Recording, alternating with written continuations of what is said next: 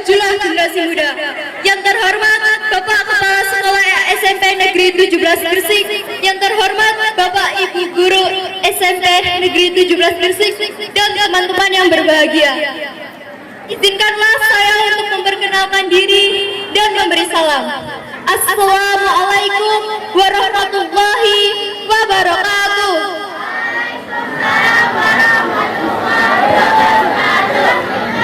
Selamat pagi semuanya. Perkenalkan, saya Anissa Rahma Zawara Istihar, perwakilan dari kelas 8B. Alhamdulillah di hari ini kita masih diberi kesehatan, kekuatan, serta kesabaran yang lebih oleh Allah Subhanahu wa Ta'ala, sehingga kita masih bisa merasakan nikmatnya duniawi serta kerasnya mempertahankan persatuan negeri ini. Topik yang akan saya sampaikan adalah Sumpah Pemuda 1928 mencetak generasi emas. Kebulatan tekad para pemuda untuk bersatu harus dijadikan cermin untuk menjaga persatuan dan kesatuan bangsa. Peran para pemuda pada awal-awal kemerdekaan harus dijadikan contoh bagi generasi pemuda saat ini yang disebut sebagai generasi milenial.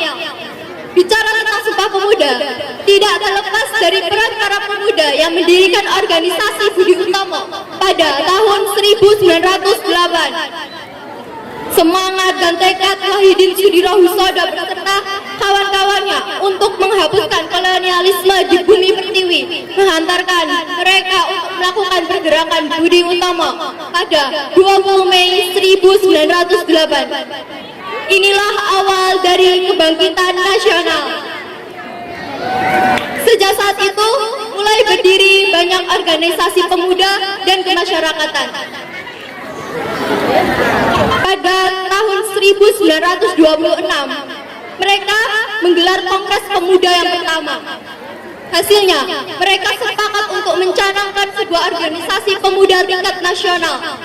Kemudian, atas usul Himpunan Pelajar-Pelajar Indonesia, mereka sebagai organisasi pertama kemahasiswaan, maka pada tanggal 26 hingga 28 Oktober 1928 diadakannya Kongres Pemuda yang kedua. Kongres ini menghasilkan Sumpah Pemuda, yakni semangat untuk menjadi satu tanah air, satu bangsa, serta satu bahasa, yakni Indonesia. Ini menjadi tantangan bagi kita para generasi milenial, bagaimana cara untuk mewujudkan generasi emas. Kita seharusnya bersyukur bahwa Indonesia telah berada di jalur yang tepat dalam upaya mewujudkan generasi emas. Jika masalah pendidikan dan kesehatan terus-menerus diperbaiki, maka Indonesia mampu melahirkan generasi emas pada 10 hingga 20 tahun mendatang yang bisa bersaing dengan negara-negara lain. Bangunlah suatu dunia yang dimana semua bangsanya hidup dalam damai dan persaudaraan. Insinyur Soekarno. Sekian pidato yang dapat saya sampaikan. Terima kasih atas segala perhatiannya dan mohon maaf bila ada kesalahan. Wassalamualaikum warahmatullahi wabarakatuh. Beri tepuk tangan yang mulia untuk Anissa Rahma dari kelas 8B.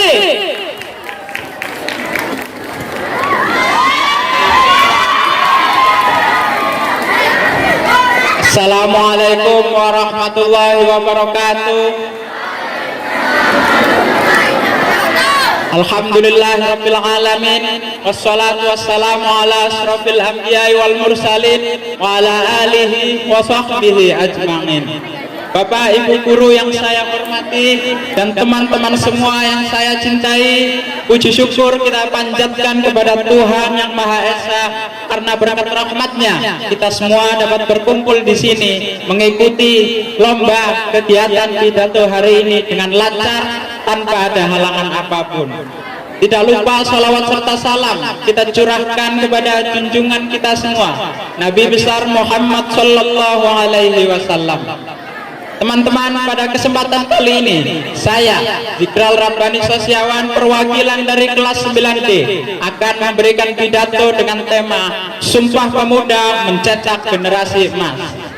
Sejenak marilah kita mengingat kembali pada 94 tahun yang lalu, tepatnya di tanggal 28 Oktober 1928. Para pemuda-pemudi dari berbagai daerah di Indonesia berkumpul. Mereka mengikrarkan 3 sumpah suci untuk sebuah bangsa bernama bangsa Indonesia.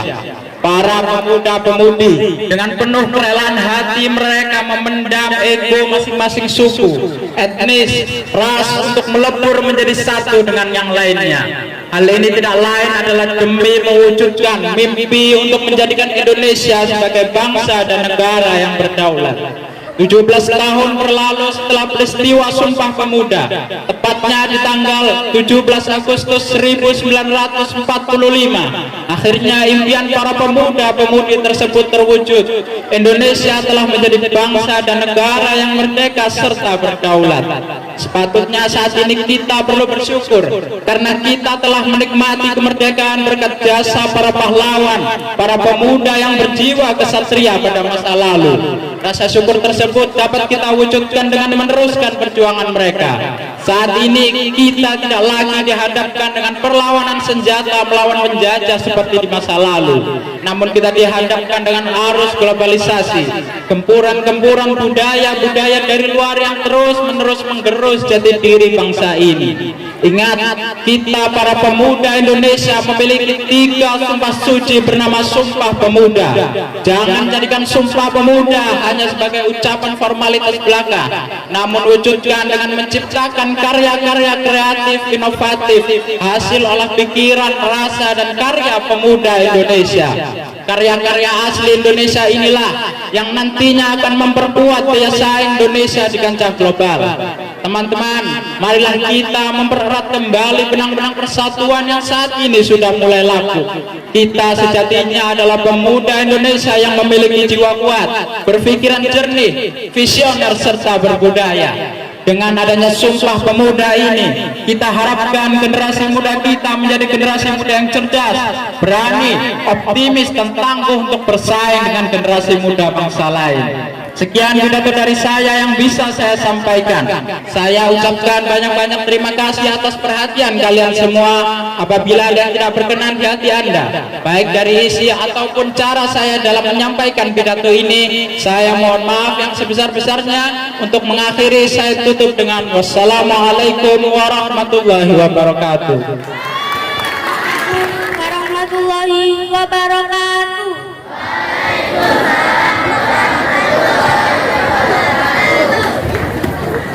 Alhamdulillahirabbil alamin, wassalatu wassalamu asrofil anbiya'i wal mursalin wa ala alihi wa sahbihi ajmain.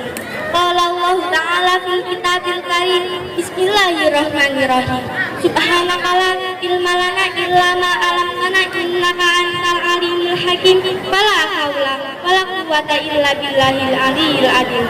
Yang terhormat Bapak Kepala Sekolah serta Bapak Ibu guru dan teman-teman yang saya banggakan, marilah kita bersama-sama memanjatkan puji syukur kehadirat Allah Subhanahu wa Ta'ala, karena berkah dan karunia-Nya kita semua dapat berkumpul dalam keadaan sehat walafiat pada pagi yang cerah ini.